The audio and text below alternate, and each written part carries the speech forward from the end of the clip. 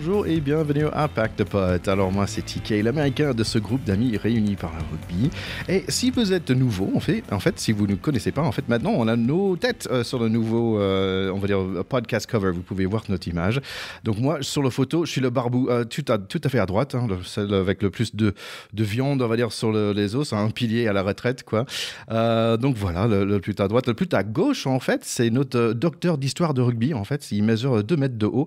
Et ces 2 mètres, ils sont remplis de connaissances rugbystiques. C'est un ancien deuxième ligne de PUC d'Orléans, de ACBB et Racing 92, devenu éducateur en Normandie. C'est Mr. Théo de Saint-Rémy. Salut Théo. Mais what an introduction, Thierry. Non, franchement, là, je suis tellement flatté. J'avais un mois pour te parler, tu vois, j'avais un mois pour préparer. Et pile au milieu, c'est pas Malcolm in the Middle, mais c'est le plus jeune de notre pack. C'est le seul qui joue toujours, deuxième ligne, comme on les aime bien. Il adore les mêlées au rugby, mais aussi il adore les mêlées au Hellfest. C'est notre delightful dreadeux, c'est Charlie Bayer. Salut mon Charlie. Salut mon ticket. Ouais, j'aime bien l'intro aussi, j'aime bien l'intro. Ça fait très UFC. Tu sais. Voilà. Allez, ça fait un bon moment, on s'est pas vu. Pour tous nos chers écouteurs, on a fait plein d'épisodes déjà sur ce Coupe de Monde, ce fabuleux Coupe de Monde. C'est notre dernier épisode avant le fantastique France-Nouvelle-Zélande qui va être bientôt. Donc là, en fait, on a plein de choses pour le menu. Mais en fait, je voulais juste, comme on dit en anglais, touch base with you guys, savoir qu'est-ce qui se passe chez vous. Parce que j'ai vu, Théo, que tu avais eu plein de rugby ce week-end. Ah oui, alors là, je pense qu'on pourrait faire plusieurs émissions sur ce que j'ai vécu ce week-end. Donc, on va y aller doucement parce que ce serait trop long. Mais j'ai vécu une expérience tout à fait extraordinaire. J'ai accompagné en tant que bénévole et puis un peu aussi par mon boulot un projet complètement fou qu'on avait déjà évoqué ensemble, qui s'appelle la Rugby Heritage Cup. Et la Rugby Heritage Cup, c'est un tournoi mondial de rugby scolaire qui se passe en ce moment dans le Loir-et-Cher, dans un patelin, avec une école qui a des très très grands bâtiments et des grands terrains, et surtout à sa tête un homme un peu fou qui s'est dit, moi il y a la Coupe du Monde en France, le rugby c'est un sport qui est né dans une école, qui est porteur de valeurs, bien sûr de performance et de haut niveau, mais aussi d'ouverture, de pédagogie, de valeurs profondément éducatives pour les enfants du monde entier. Et je veux faire un tournoi qui réunit les enfants du monde entier. 3 ans plus tard, il y a 38 équipes de 18 pays. Je ne les citerai pas tous, mais parmi les grands, bien sûr, l'Australie, la Nouvelle-Zélande, l'Argentine, le Chili, des tas d'équipes européennes. Et surtout, ils ont réussi à faire venir 2 équipes, une de Madagascar par les enfants de l'Ovalie, qui est l'association fondée par Philippe Sella, et des Indiens de l'association Achalayam, dont Bosco en Inde, qui héberge et fait vivre des enfants des rues. Il y a un Français là-bas engagé qui s'est mis à les faire jouer au rugby. Et ces équipes sont là, en France. Elles vont passer 10 jours dans un tournoi extraordinaire de rugby scolaire et aussi concours de cuisine et concours de petites vidéos sur les valeurs du rugby. Et c'est le combo de tout ça qui donne le titre à la fin. Donc, c'est une expérience absolument magique, puisque moi, j'ai vu des matchs du rugby à 7, sans transformation, demi-temps de 7 minutes. J'ai vu des Japonaises jouer contre des Irlandaises, j'ai vu des Chiliens jouer contre des Gallois, j'ai vu des Tongiens jouer contre des Anglais. C'est une expérience unique, fantastique, fabuleuse. Moi, j'ai été immergé là-dedans, j'avais l'impression d'être au paradis, c'est pas compliqué. C'était magique et fabuleux, voilà. C'est sans doute à ça qui doit ressembler le paradis. C'est ça. Où tout le monde joue au rugby. Voilà. Je vois, tu es emporté par toutes tes émotions, c'est magnifique. Donc, nos chers écouteurs, vous pouvez aller les suivre, c'est Rugby Heritage Cup sur les réseaux sociaux. C'est superbe de ta part de faire ça. Et c'est marrant parce que chaque fois, tu m'envoies des photos, mais je suis désolé, comme moi, au rugby, je suis assez récent, en fait. Parfois, je dis, mais c'est qui? Et tu avais des photos avec certaines personnes. En fait, j'ai eu 2 parrains. Il y a 2 parrains français qui sont Daniel Dubroca et Philippe Sella, qui sont depuis le début dans cette aventure. Et on a 2 visiteurs d'une grande célébrité.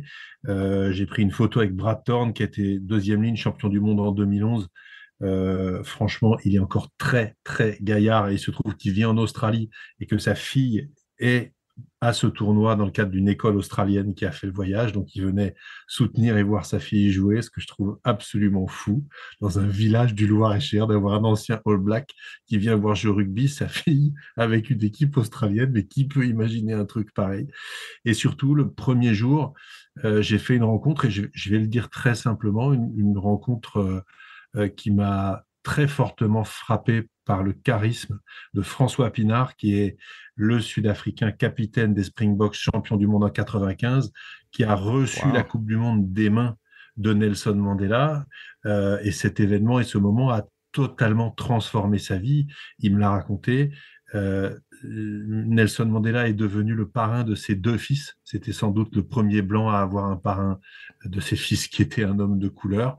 Et il est devenu, au même titre quasiment que Nelson Mandela, une icône dans son pays et ailleurs.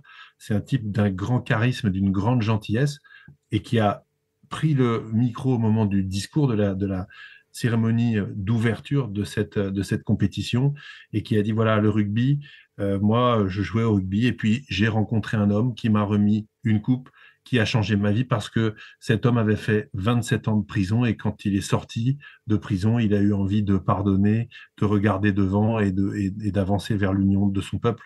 Donc, c'est des moments, en fait, absolument fantastiques, extraordinaires, et je resterai profondément marqué par cette rencontre avec François Pinard. Donc, quand je vous dis que je pouvais en parler pendant plusieurs émissions, c'est vrai, je suis désolé, c'est vraiment du lourd, mais c'est fantastique.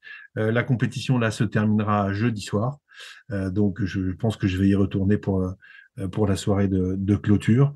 Et encore une fois, c'est absolument magique, fabuleux, comme dans un rêve, tout simplement. Et je terminerai en disant, l'ambition de l'équipe qui a porté ce projet, c'est de rendre ce tournoi, on va dire, imposé, ou en tout cas faisant partie du cahier des charges des prochaines Coupes du Monde. A priori, pour 2027, il y a une école en Australie qui a levé la main en disant ça a l'air pas mal, ça nous intéresse. Et franchement, faire commencer toutes les Coupes du Monde par un tournoi avec des enfants, pour se rappeler que c'est né dans une école et que c'est aussi et avant tout un enjeu de fraternité que de jouer à ce sport, mais aussi de persévérance, de combat, toutes les valeurs qu'on aime et dont on parle souvent. Moi, ça me fait tout simplement rêver. Voilà, donc ce week-end, j'ai un peu réalisé un rêve, et je suis content de vous le partager. Merci, je suis content de t'entendre s'y emporter, donc c'est superbe.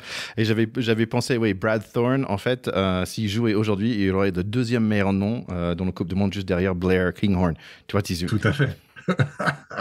Allez, en fait, j'ai pensé aussi à toi, Théo, parce qu'il y a en ce moment le rugby militaire, en fait, et il me semble que, si je ne me trompe pas, la France va être en finale contre Fidji pour le Coupe du Monde de militaire du rugby. Absolument, et ils ont battu les All Blacks en demi-finale. Bon, bravo. Ouais, absolument. Donc, finale contre les Fidji, ça va être à suivre, c'est intéressant.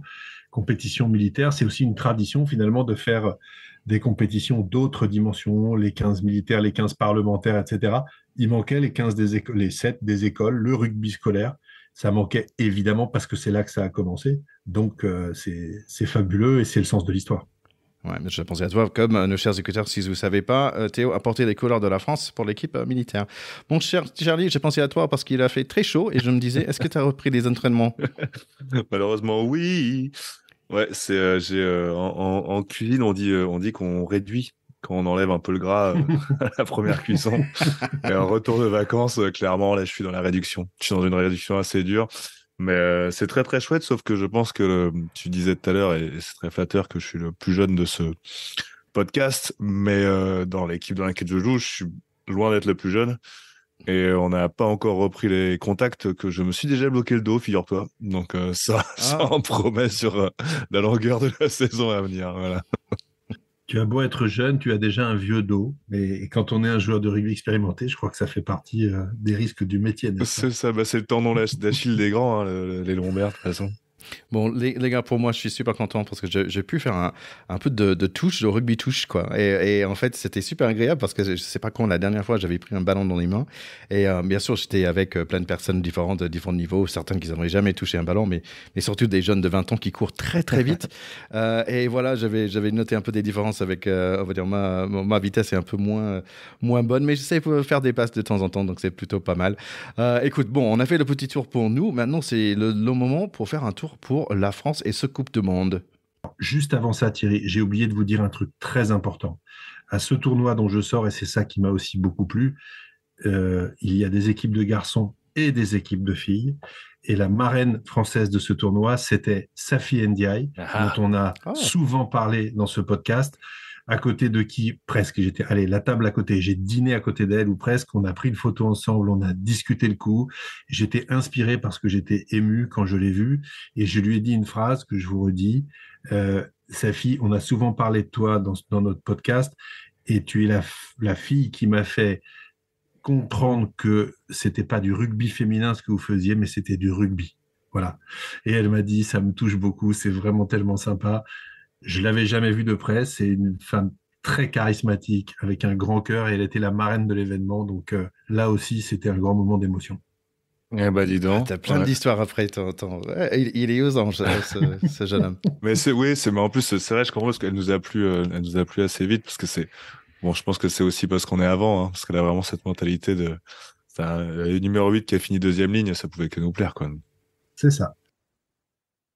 Petite nouvelle pour Pack de Potes. En fait, si vous allez prendre les TGV pour aller voir un match, et si vous êtes potentiellement dans un TGV Inouï, il y a une chance que vous pouvez écouter Pack de Potes parce que j'étais contacté par une plateforme qui met à disposition du contenu pour des gens qui voyagent dans les TGV. Donc, je ne sais pas exactement si c'est déjà en cours et tout ça, mais si vous êtes dans un TGV et vous voyez que vous pouvez nous écouter, merci de nous envoyer une petite photo. Ça nous fera plaisir de savoir que le Pack de Potes vous suit pour vos voyages, pour aller voir les différents matchs de Coupe du Monde. Bon, on peut dire qu'il y a beaucoup de rugby en ce moment, mais en fait, c'est marrant parce qu'il y a même du top 14. Les garçons, vous regardez un tout petit peu ou vous êtes un peu comme moi, vous faites un peu le régime avant le grand repas? Non, écoutez, moi, je vais vous laisser commenter le classement de tête, peut-être, éventuellement. Je vais vous laisser. Je me souviens, je sais plus que ça se passe comment. Ça y est, il va faire le quelqu'un qui est malin. en tête de. J'ai pas suivi, je suis vraiment de loin. Hein. Juste par ça, je devine que c'était Stade Français. Alors.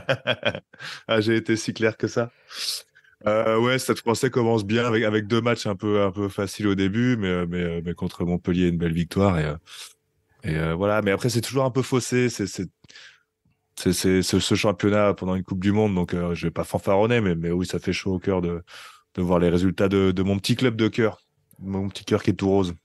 On est toujours content de voir que le Stade Français tire son épingle du jeu, parce que moi qui étais, et vous vous en souvenez, un anti-fusion forcené, voir que les deux équipes de l'Île-de-France sont tout à fait à leur place en top 14, ça flatte mon ego parce que j'ai l'impression que j'avais raison. Voilà. Donc je suis toujours content, et le Stade Français, c'est une équipe que j'aime bien aussi.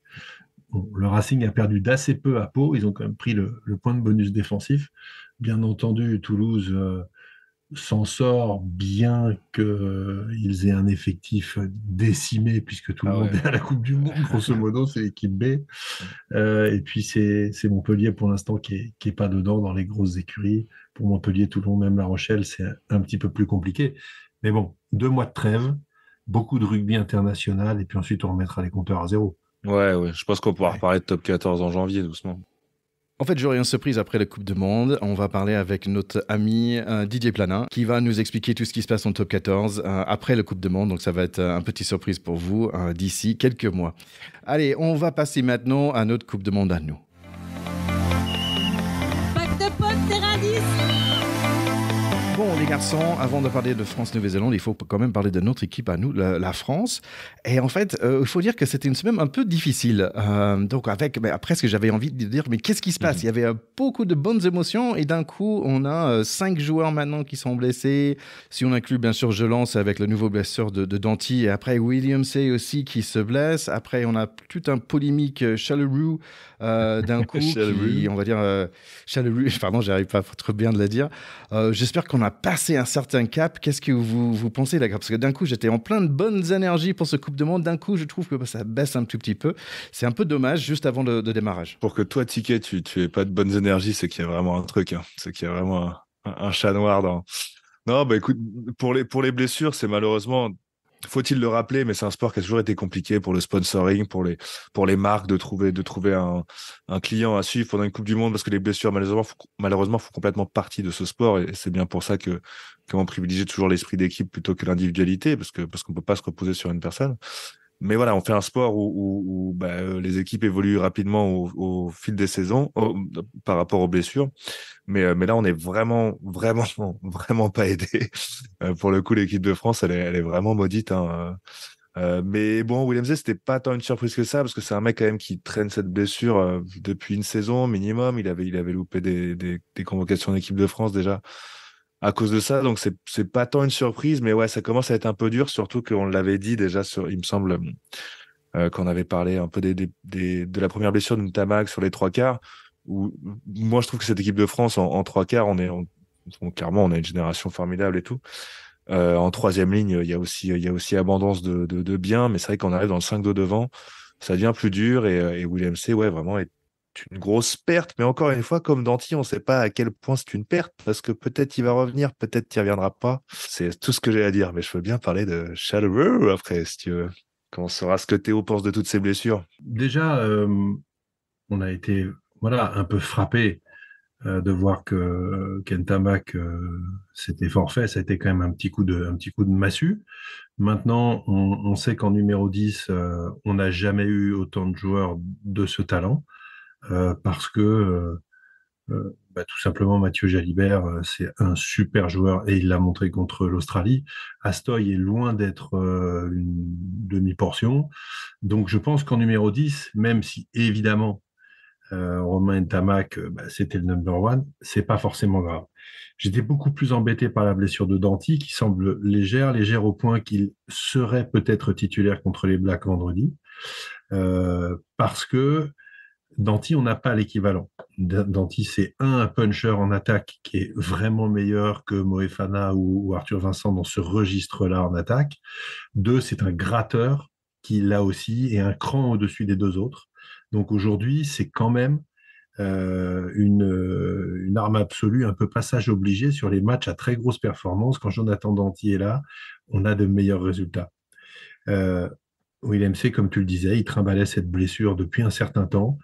Je trouve ça quand même un peu spécial qu'il se soit fait ça tout seul dans le cadre de la semaine de repos où ils ont des trucs à faire. Mais je sais pas ce que c'est les trucs qu'ils ont à faire, mais ils devaient monter 850 marches d'escalier en marche arrière et en sprint. Je ne sais pas ce qui se passe, mais c'est un peu désolant quand même. Maintenant, il faut passer à autre chose. Mon pronostic, c'est que Willem C, on ne le reverra pas et que Danty, on va le revoir. Et effectivement, dans notre malheur, Willem C est remplacé par Chaluro. Donc là, c'est plus une blessure, mais maintenant, on a la cagade foireuse. Et alors, la récupération politique, là, on a le truc le plus foireux du monde qui arrive au moment le plus foireux du monde. Voilà. Donc, on va laisser Charlie nous donner son avis et puis ensuite, je donnerai le mien. Ouais, non, c'est vrai, bon, on n'est pas aidé, hein, clairement. Moi, juste, je trouve ça, évidemment, la récupération politique est nulle, les débats sont nuls, mais en fait, appeler un mec en équipe de France qui a été condamné est tout aussi nul. Après, c'est marrant parce on a l'air de faire une fixette sur est-ce qu'il y a eu injure raciale ou pas. Lui dit que non, d'autres disent que oui, machin et tout. Le mec a quand même été condamné pour agression, hein, tu vois, il y a 2 ans, donc Awas a été écarté pour des comportements, enfin pour agression aussi.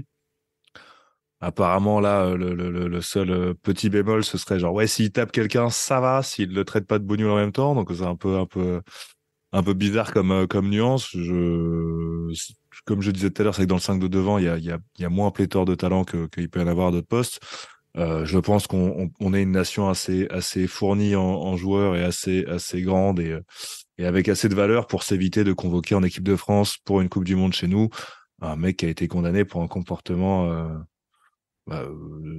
pénalement condamnable. Voilà. Et si en plus derrière il y a des injures raciales, c'est encore pire.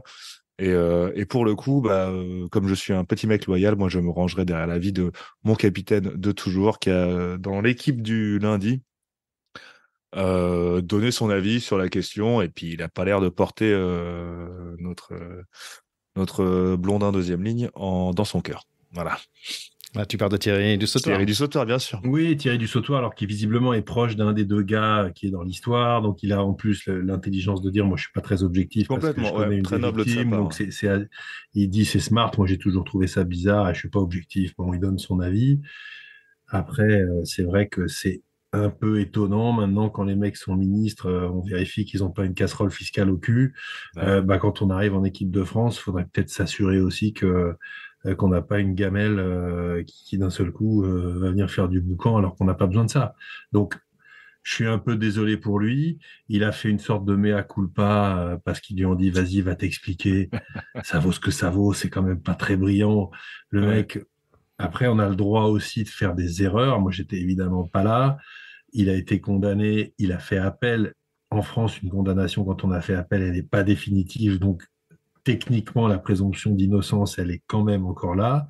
Il dit, j'ai pas nié que je m'étais battu, j'ai réglé mon problème avec l'alcool, et on sait que parfois on n'est pas blanc-blanc avec l'alcool dans le rugby, donc on a tous vu des mecs pleins comme des boudins après des matchs qui sont capables de faire des conneries et d'en dire aussi. Est-ce que ça fait de lui une ordure finie? Sans doute pas. Est-ce que c'est pas malin qu'il soit là et est-ce que c'est vraiment pas de cul? Ça, oui, malheureusement. Ouais, mais après, tu sais, le fait de, avec l'appel, ça remet en question les premières condamnations. Avec le nombre d'appels qu'on puisse faire, le temps que la première condamnation soit avérée, parce qu'il y a des instances différentes sur lesquelles on peut faire appel, il peut arrêter sa carrière qu'on ne saura toujours pas le fond de cette histoire. C'est ça. Mais voilà, toujours est-il que moi, je ne veux pas me placer en juge de quoi que ce soit, mais d'un point de vue extérieur, je pense qu'il faut quand même pas prendre à la légère des accusations d'insultes raciales dans un sport comme le nôtre qui défend les valeurs qu'on a. Tu dis, et c'est vrai, d'ailleurs on le connaît tous, surtout à niveau amateur, que l'alcool crée des comportements, et cette culture de l'alcool crée des comportements qui sont parfois un peu compliqués dans le rugby. Enfin, je dis des mots très apaisés pour des choses qui le sont parfois un peu moins. Mais oui, c'est vrai, mais autant quand tu es en position de vitrine comme le 15 de France, autant en profiter pour condamner. Irréprochable. Voilà, Non, mais c'est complètement. sûr. Et en profiter pour avoir une tribune. Évidemment que dans l'intimité, on n'est pas obligé de le mettre à l'échafaud tous les jours, hein. Mais l'équipe de France, c'est quand même ce que c'est la vitrine de notre rugby. Et on peut filtrer. Voilà. Dans notre malheur, c'est celui qui a le profil du gros costaud pour remplacer William C, beaucoup plus que Flamand ou Woki. Donc c'est ça qui est un petit peu dommage. Le problème de toute cette affaire, c'est qu'elle sorte et qu'elle soit pointée maintenant à une semaine de la Coupe du Monde par des mecs qui sont des hommes politiques, qui font de la récupération à peu de frais, ce qui est quand même particulièrement chiant. Voilà, Les premiers à avoir ressorti le dossier, c'était quand même Boucherie-Ovalie, hein, qui dès le début ont tweeté. Oui, je trouve ça assez marrant que c'est l'équipe qui vont quoter, entre guillemets, qui vont parler de boucherie dans l'équipe. Oui. Je trouvais ça assez loin. Ils ont dû Ils devraient quand même contents les mecs de Twitter, tu vois, donc ils sont contents. Moi, je suis pas, tu vois, même si je suis américain, je suis pas très complotiste, hein, mais moi, je pense que tout ça démarrait, en fait, où l'équipe de France, ils ont mis des casquettes un peu moches, là. Mais c'est quoi ces trucs? Les gars, je comprends pas. Je pense que c'est traditionnel. Moi, j'ai pensé que c'était un truc de Nouvelle-Zélande, mais tu vois, les petites casquettes qui capes, mettent, ça s'appelle des capes, c'est une tradition britannique. Qui est associé à un événement ou une année ou une saison ou une sélection. Et à partir du moment où tu appartiens, tu rentres dans cet univers, soit pour une période, soit pour une appartenance à une équipe. Tu fais partie du club quand tu as ta cape. Et donc, en général, pour une compétition, en particulier mondiale, tu as ce petit accessoire, chapeau, casquette, qui vient marquer le fait que tu en es, quoi, que tu fais partie du truc. Donc, c'est vrai que c'est une tradition qu'on a un peu piqué aux Britanniques. Je trouve ça un peu décalé. Moi, je trouverais ça plus marrant qu'en mode franchouillard, ils nous mettent un bon béret basque sympa avec un petit, une petite broderie dessus pour prendre le contre-pied. On n'est pas toujours obligé d'imiter les British, mais j'en ai une que j'aime bien puisque en tant qu'ancien joueur du Racing, à un moment, l'association des anciens joueurs du Racing a fait des capes pour tous les adhérents de l'association. De temps en temps, pour faire enrager mes enfants, je la mets. Ils me traitent de tous les noms et ça me fait bien marrer. Voilà. Ouais, ça a mérité une petite photo, ça, on a hâte de la voir. C'est possible, c'est possible. Si vous êtes sympa, vous aurez une photo. Allez, si la France est en demi, on y a droit. Promis juré.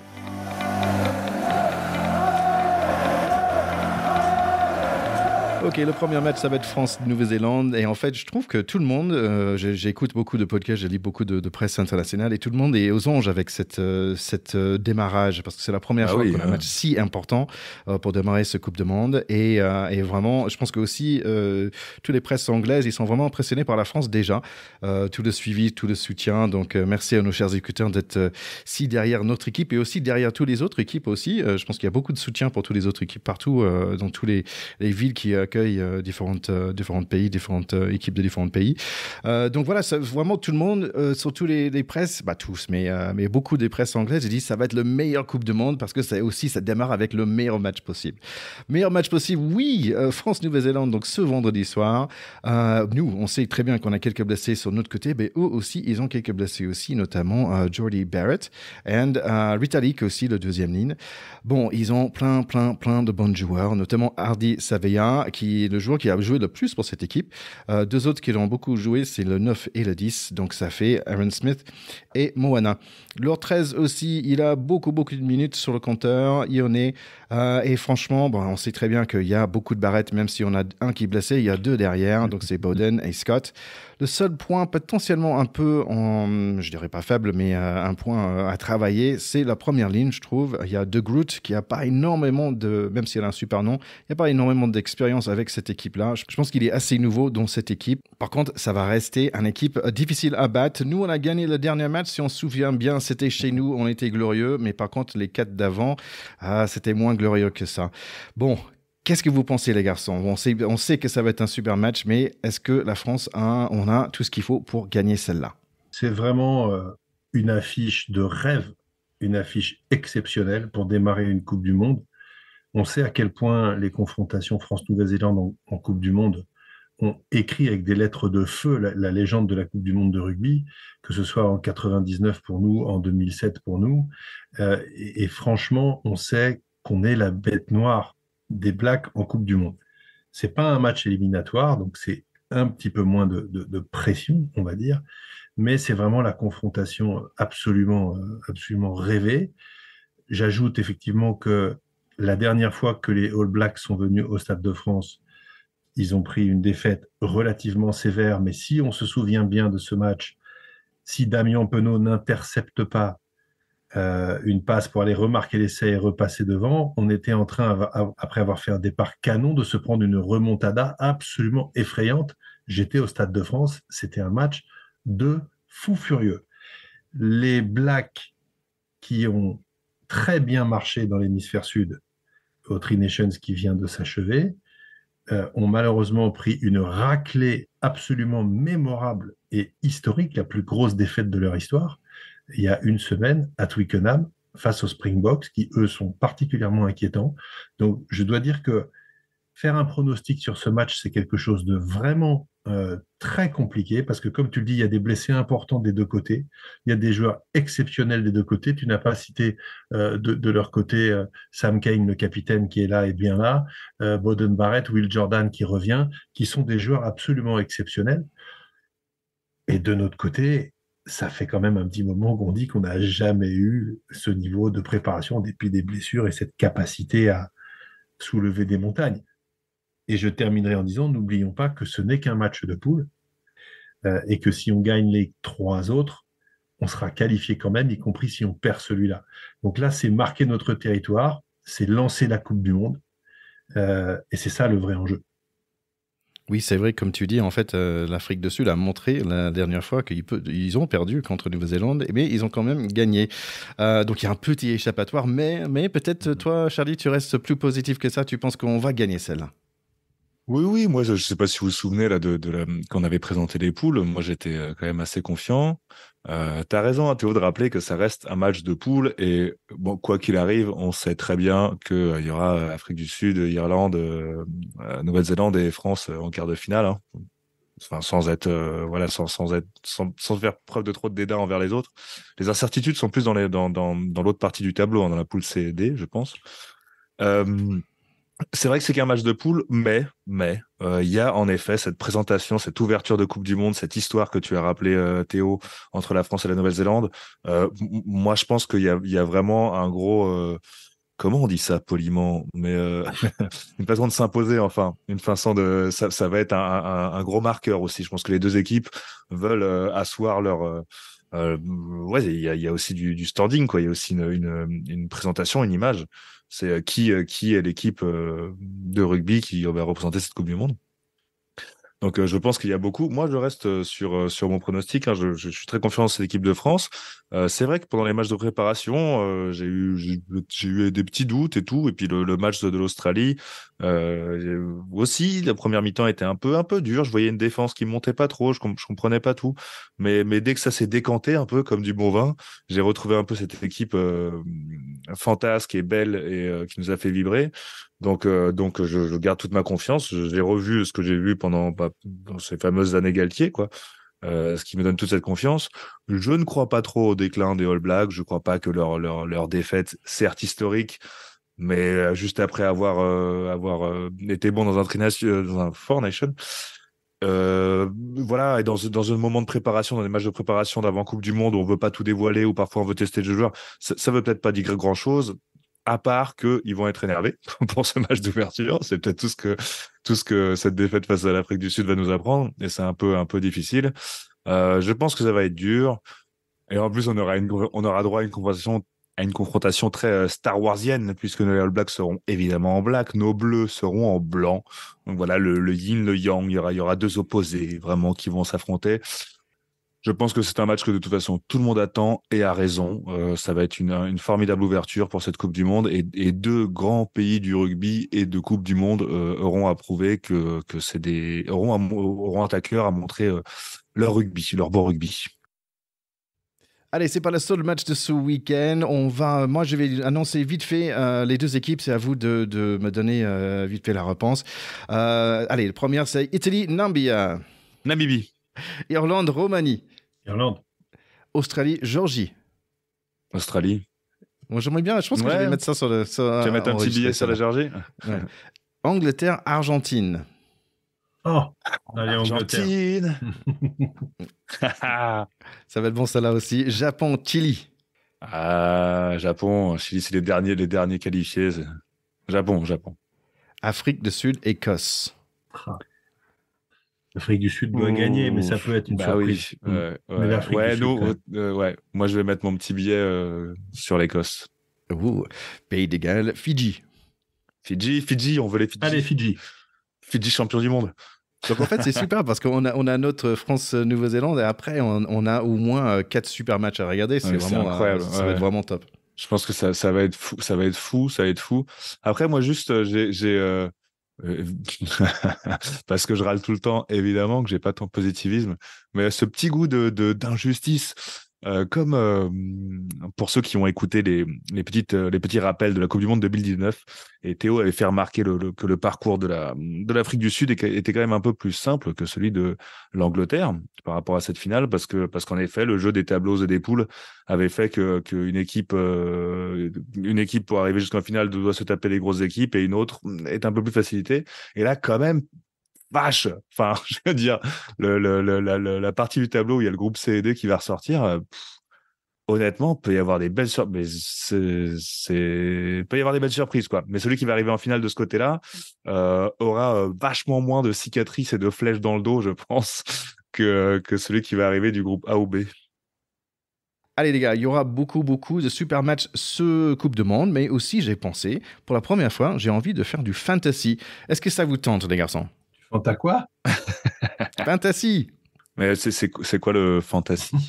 Bah, en fait, si vous avez, moi, je faisais beaucoup fantasy parce qu'en fait, le foot américain, c'est un sport qui est beaucoup sur les stats et le baseball et le basketball. Nous, les Américains, on fait du fantasy depuis très longue date. Et en fait, l'idée, en fait, c'est que tu organises ton propre équipe. En fait, tu as un certain budget, donc tu peux pas prendre tous les meilleurs joueurs de partout. Tu peux prendre que 3 joueurs pour chaque équipe. Et chaque semaine, tu vas dépenser tes sous, tes 100 euros, on va dire, et pour construire une équipe pour la semaine. Et en gros, pour chaque bonne action, ou si par exemple la personne fait un essai ou ce genre de choses, tu as des points. Et le plus de points que tu as, de meilleur tu es dans le ranking. Si vous voulez nous joindre sur notre pack de potes fantasy, le code c'est C128XFBJ.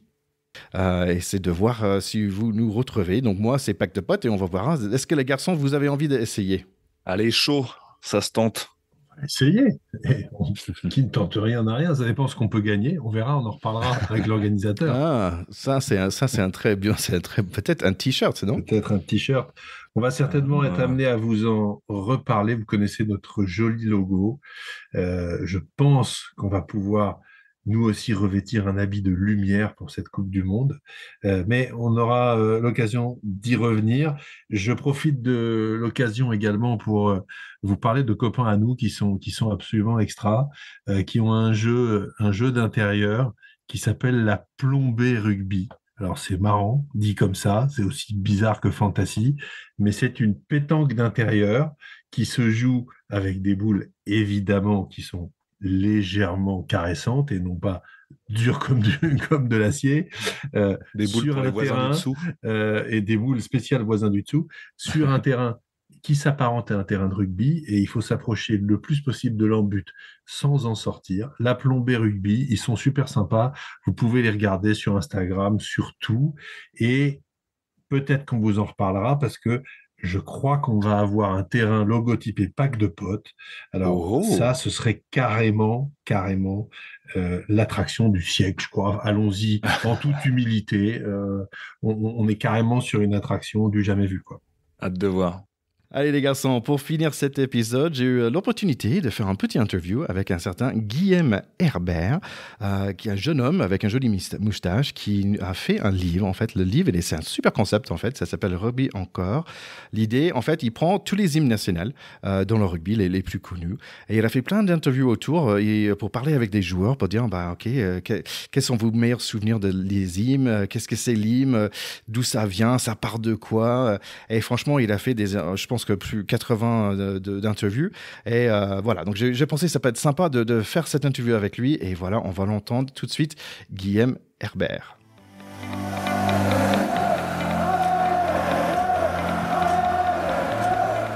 Alors aujourd'hui, nous sommes vraiment très contents d'avoir avec nous un certain Guillaume Herbert. Guillaume qui est l'écrivain, qui a écrit un livre qui s'appelle Rugby encore. C'est Rugby encore, des hymnes et des hommes. Et en fait, pour être clair, c'est pas le corps comme le corps, mais c'est plutôt les hommes qui chantent.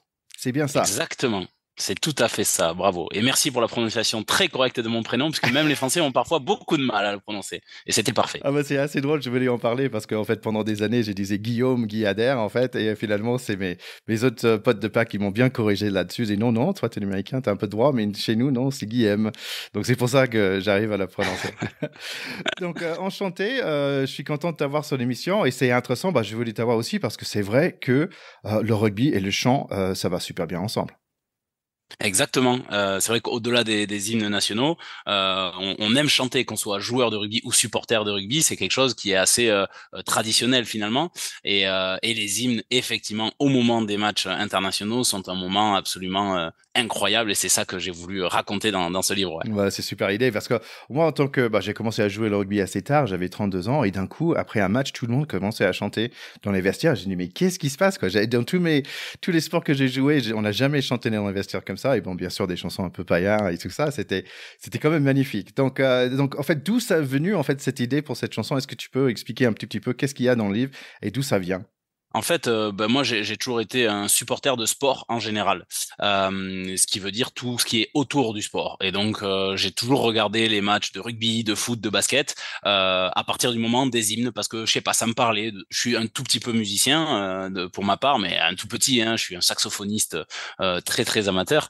Et du coup, j'ai toujours aimé le côté musical et le côté ferveur et le côté passion que les joueurs et les supporters peuvent mettre dans ce moment. Et ensuite, j'ai eu la chance de devenir journaliste et j'ai couvert la Coupe du Monde 2015 de rugby en Angleterre et au Pays de Galles. Là où ça Et chante j'ai pas mal assisté. aussi, hein. Et voilà, exactement, au Pays de Galles, qui est un pays particulièrement de chanteurs. Et du coup, j'ai eu l'honneur et la chance d'assister à un quart de finale entre l'Irlande et l'Argentine. C'était au lendemain de la déroute des Français contre les Blacks. Et du coup, j'ai eu la chance d'être au Millennium Stadium, toit fermé, et avec ces deux peuples fantastiques, avec en plus deux hymnes complètement différents. L'hymne irlandais, où on a vraiment envie d'être bras dessous, et l'hymne argentin, où vraiment c'est de la ferveur, c'est de l'émotion à l'état pur. Et je me suis dit, tiens, il y a peut-être un truc à faire pour demander aux joueurs qui sont au milieu du terrain, là, qui sont au milieu de la fournaise, qu'est-ce qu'ils peuvent penser au moment de chanter leurs hymnes avant 80 minutes d'un combat international intense. Ouais, c'est super. Et en plus, ces deux-là, c'est génial. C'est de shoulder to shoulder des frères en vert. Et après, le corps, ils tiennent tous par la maillot des Argentins. Ils pleurent en chantant leur hymne. C'est vraiment magnifique. C'est superbe comme idée. Mais comment tu as eu l'opportunité? Je vois les gens avec lesquels tu as parlé. Bah, en fait, chaque pays, il y en a deux ou trois qui sont magnifiques. On va pas tout nommer, mais Jason Kobe, Kempes, Philippe Sella, Michalak, Doussatoir, Zebo. Mais c'est incroyable. Paressé. Comment est-ce que tu as eu cette opportunité de parler avec eux tous? Alors du coup, moi, dans ma carrière, j'ai été journaliste pour l'équipe 21, puis pour Canal+. Et j'ai traité du rugby à Canal+. J'ai créé un petit programme qui s'appelait Cadrage débordement, ce Ouais. qui me faisait aller, en fait, pour le Canal Rugby Club, ce qui me faisait aller toutes les semaines dans 3 clubs de top 14 par semaine. Ce qui fait que j'ai tissé des liens avec des joueurs en privé, mais aussi avec des clubs et des attachés de presse de clubs. Et la grande ressource du top 14, c'est qu'elle a accueilli dans ses rangs à peu près toutes les nationalités. Donc il y a des joueurs que j'ai contactés de manière directe. J'ai demandé des contacts aussi à des collègues journalistes, hein, faut pas le cacher. Et il y a aussi des clubs que j'ai contactés. Voilà, tu parlais de Sergio Parissé. Sergio Parissé, j'ai demandé à Pauline, l'attachée de presse de Toulon, de me caler un entretien avec lui en lui expliquant. Et il a répondu favorablement. Et après, j'ai eu des grands coups de chance. David Campese, tu l'évoquais aussi, l'Australien aux plus de 100 sélections, l'un des premiers joueurs, je crois, de l'histoire à avoir dépassé 100 sélections. Je l'ai contacté sur Facebook. 10 minutes après, il m'a répondu. Il m'a dit, appelle-moi, je suis confiné dans une chambre d'hôtel, j'ai rien à faire. Et j'ai passé 1 heure au téléphone avec David Campese. Donc j'ai eu des moments incroyables de chance, beaucoup de moments aussi pas de galère, mais où il a fallu faire mon boulot de journaliste, c'est-à-dire de relancer très souvent les gens. Mais finalement, j'ai 61 entretiens, je crois, Wow. de 12 nationalités différentes, de joueurs de 12 nationalités différentes. Donc ça a été un immense privilège de pouvoir côtoyer, du moins en visio, tout ce beau monde. Ouais, attends, je prends notre Pauline de Toulon, ok. Mais non, mais t'as raison. En fait, moi aussi, pas mal des entretiens que j'ai pu avoir, c'est aussi parce que bon, tu oses un petit peu, tu vas sur LinkedIn, tu dis, moi c'est TK, pack de potes, et en fait, comme tu dis, les gens normalement ils reprennent favorable. Et ça, c'est quand même super. Bah, je pense que c'est la chance dans ce sport-là, l'ouverture d'esprit et l'envie de redonner aussi au début de ce sport. Je pense que ça, surtout Serge Betsen, que je pense à ça, il dit, j'ai envie rugby m'a donné ma vie, donc j'ai envie de redonner aussi. Et du coup, et là-dessus aussi, pardon, là-dessus aussi, la thématique intéressait pas mal les joueurs parce qu'en fait, tous m'ont dit, on m'a jamais posé la question. Et ils étaient assez intrigués. En fait, quand je l'ai lancé sur un petit message comme ça par écrit, je leur disais, ben voilà, j'aimerais parler de ton hymne national. Et ils étaient intrigués souvent. Ils disaient, mais pourquoi il veut me parler de ça? Et du coup, ils étaient quand même un petit peu curieux. Et donc, j'ai eu pas mal de mecs qui m'ont dit, et de filles d'ailleurs, pardon, j'ai interviewé trois joueuses, qui étaient intéressées de savoir, bah ouais, on m'a jamais posé cette question, mais tiens, c'est intéressant de me plonger dans ces souvenirs aussi. Ouais, donc qu'est-ce qu'on va retrouver dans ce livre en fait? On va retrouver les paroles et tout. Ouais, en gros, donc chaque hymne est décomposé de la même manière. Alors il y a des très très belles photos. Alors ça c'est pas moi évidemment, hein, puisque moi je ne suis que journaliste, je ne suis pas photographe. Et il y a des très très belles photos que j'ai eu l'honneur de choisir. Il y a des très très belles photos. Il y a ensuite chaque hymne, les paroles dans la langue dans laquelle il est chanté et la traduction en français pour avoir des bases. Il y a aussi un peu une sorte de frise chronologique des moments musicaux dans l'hymne, parce que c'est important aussi d'apporter, pour moi, d'apporter une notion musicale à l'hymne. J'ai demandé à mon meilleur copain d'enfance, qui est devenu docteur en éducation musicale au Québec maintenant, qui ne connaît rien au rugby et qui s'est fadé je ne sais combien de milliers d'heures de vidéos YouTube d'hymnes nationaux. et qui a donc écrit voilà une frise chronologique sur qu'est-ce qui se passe à ce moment-là, à telle seconde, pourquoi on chante comme ça. Et ensuite un bref historique de l'hymne, de quand il date, par qui il a été écrit, pourquoi et dans quel contexte politico-historique.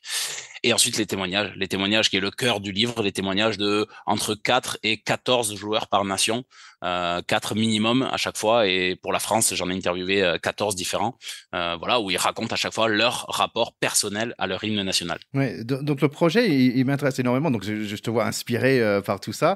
Mais en fait, qu'est-ce que tu souhaitais apporter en fait à la personne qui le lit? Alors moi déjà je voulais m'apporter à moi parce que en fait étant fan de ce moment-là des hymnes, j'ai jamais trouvé un peu un recueil où je pouvais trouver toutes les infos utiles au moment des hymnes. Et du coup je l'ai écrit avant tout comme spectateur qui n'a pas le produit qu'il aimerait qui avoir. Et du coup je me suis dit bah tiens qu'est-ce que je me pose moi comme question avant un hymne? Bah tiens d'où ça vient? Pourquoi ça a été écrit? Dans quel contexte? Qu'est-ce que ça peut évoquer aux joueurs qui le chantent?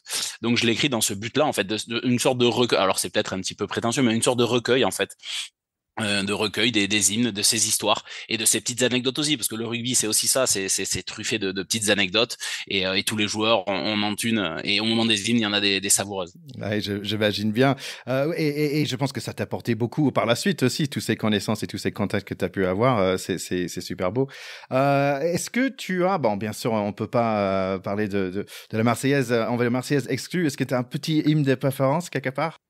Alors j'ai commencé ce livre avec, comme beaucoup de supporters français, une grande passion pour Flower of Scotland, notamment chanté à Murrayfield avec ce deuxième couplet a cappella qui est absolument incroyable, et je l'aime toujours autant, hein, je le dis, mais de m'être plongé dans l'histoire du pays, et tu en parlais tout à l'heure, et de l'histoire et du stade aussi, l'hymne gallois, dont je suis en train de manger le nom là à l'instant, mais l'hymne gallois est absolument incroyable parce qu'en fait c'est un peuple, et ça je l'ai découvert dans mes recherches, c'est un peuple de chanteurs. Ils aiment et ils ont une fierté à chanter fort, bien.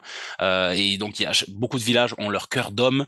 Et c'est assez incroyable. Il y a des concours de chant organisés régulièrement, comme nous dans le sud-ouest, on a des fêtes de village. Et bien, eux, ils ont des concours de chant, des concours de poésie.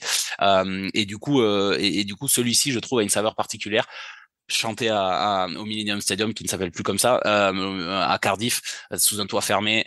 C'est fantastique. Ah, c'est marrant parce que c'est ça, j'ai moins d'attache au niveau de sang, mais c'est vrai que en fait, peut-être il faut que j'achète le livre pour comprendre un peu plus pourquoi ça te parle trop, pas de temps. En fait, c'est marrant parce que très récemment, j'ai vu, il y a un comique d'Afrique du Sud qui s'appelle Trevor Noah et qui parlait de l'hymne national qui me semble en 5 langues différentes ou au moins 3. Et en fait, il a tout un sketch pendant 5 à 10 minutes qui est en anglais, mais qui est super intéressant parce qu'il parle de toutes les différentes populations qui chantent cette chanson et à quoi ils réfléchissent en chantant. C'est très drôle. Je vous invite, nos chers écouteurs, d'aller le chercher. Ah, je suis très curieux de le voir aussi parce que effectivement l'hymne Sudaf est aussi particulièrement symbolique. Voilà, c'est bien 5 langues sur les 11 officielles que compte l'Afrique du Sud, et qui est un symbole de l'unité voulue par Nelson Mandela à son arrivée au pouvoir. Et il a une puissance fantastique, cet hymne. Et pourtant, effectivement, quand il est arrivé au pouvoir, Mandela a choisi de garder 2 strophes de l'hymne qui avait cours sous l'apartheid.